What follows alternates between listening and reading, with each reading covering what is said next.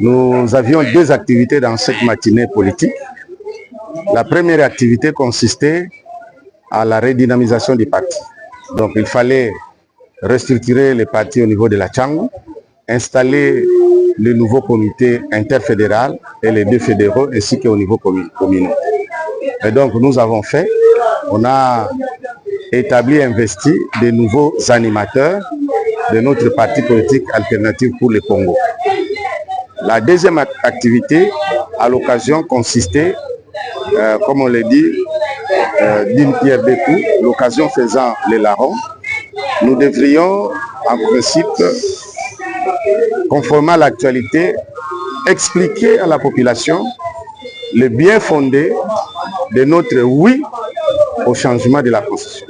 Dans notre parti, nous avons un credo, le pouvoir vient de Dieu. Tant que quelqu'un, Dieu ne l'a pas enlevé, il est dans le pouvoir de Dieu, le pouvoir n'appartient pas à un homme. Et donc, puisque c'est Dieu qui l'a mis là-bas, toutes les idées, parce que la Bible dit que c'est Dieu qui inspire le projet dans le cœur du roi.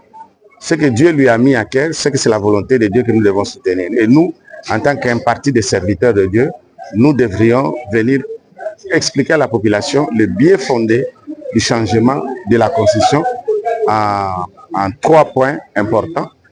Le premier point, la question des nationalités, la question du territoire et toutes les questions que vous avez à l'Est. Et donc pour nous, cette question-là de la nationalité impose le changement de la Constitution parce que nous devons réfléchir très fortement sur la question des nationalités. Et même si ce n'est pas dans les dispositions de l'article 220, mais c'est une question primordiale, une question anthropologique et une question culturelle qu'on ne peut pas éviter.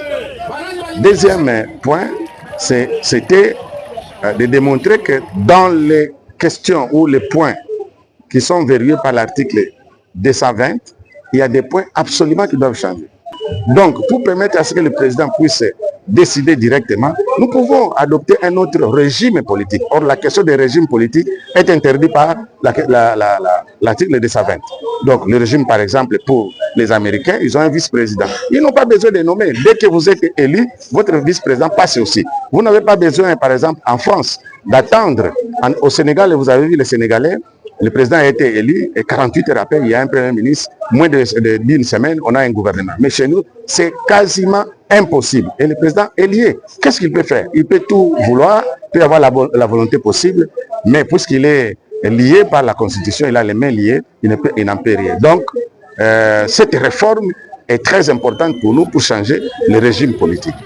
Et la dernière question, c'est la question liée à ces régimes politiques, ce qui fait que dans le régime parlementaire que nous avons, il faut prendre du temps. Le président a un mandat de 5 ans, mais pour avoir un premier ministre, il faut 1 année. Donc il y a une année qu'il va perdre, il n'aura que 4 ans. Comme les fois passées, il a eu 4 ans de guerre. On le réélit, il a encore 5 ans, mais 5 ans de guerre.